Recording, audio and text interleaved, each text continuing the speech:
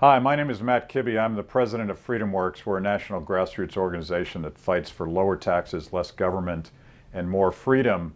And you're seeing that fight play out today between political insiders and old incumbent companies versus these new upstart companies, very much empowered by the internet. And I'm, of course, talking about Uber and Lyft and other companies like that that are breaking up the old cab monopolies, the old taxi monopolies that really exist as a collusion between big government and incumbent businesses. I call it crony capitalism. But if you've ever taken a cab in New York City or in Washington, D.C., my home, you understand exactly what I'm talking about.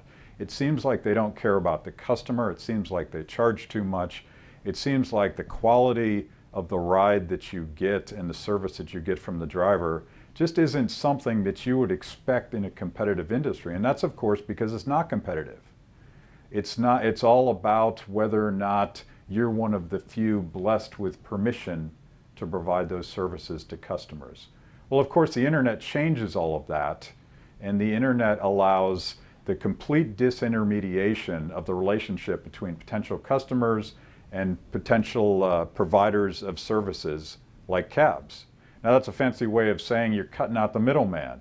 And that's happening all over the economy, all over the world. It's happening in political space. It's happening with the breakup of the old media cartel that used to dictate what you got to see and what you got to hear. And of course, it's happening across the market. It's not just happening with the provision of taxi services. It's also happening in the hotel industry with Airbnb, where people have space, people have rooms, and customers want that service. Now, the net result of this, if you believe in freedom, you understand that markets drive down costs, markets actually increase quality, because it's all about serving the customer. With the internet, you cut out the middleman, so you naturally lower prices, and you also cut out government. And that is the power of it.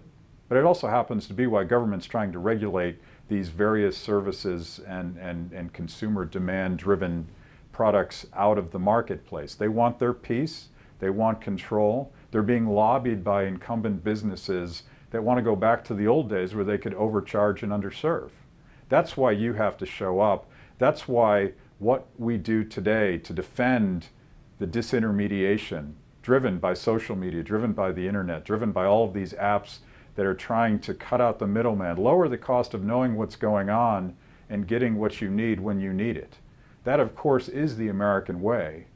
And we need to make sure that we defend that liberty from the bottom up against attempts to regulate and control and dictate to you from the top down. Another great example of this is the battle between food trucks, the provision of all sorts of innovative things to eat versus old incumbent bricks and mortars businesses. The restaurant industry is actively fighting against all of these mobile entrepreneurs that are, again, providing better services at lower costs, more choices to more individuals. This is, again, the market power of people being able to do things that they just couldn't do before the internet. And let's apply this logic writ large. My favorite economist, Friedrich Hayek, talked about the spontaneous order and the power of all these individuals with their personal knowledge of time and place coming together through voluntary association to do things that they couldn't do before. He was essentially describing the disintermediation of the internet. He couldn't have conceived of it at the time, but I wonder what he would have thought about the potential of all of these people defining their own experience online, finding jobs on monster.com, figuring out what they're going to have for lunch by going to the place where the provision of food cart menus are defined by the consumer. Think about the power of that.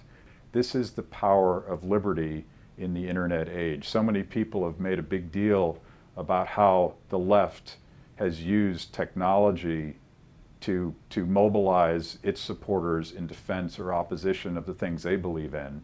But if you think about it, the progressive left is all about dictating from the top down. They want somebody to tell them what to do. We believe in freedom. We believe in people coming together and doing things for themselves in voluntary association. We believe that the consumer is always right. That really applies when you think about Uber, when you think about Lyft, when you think about Airbnb allowing people to stay where they want based on a voluntary agreement with a provider of that service.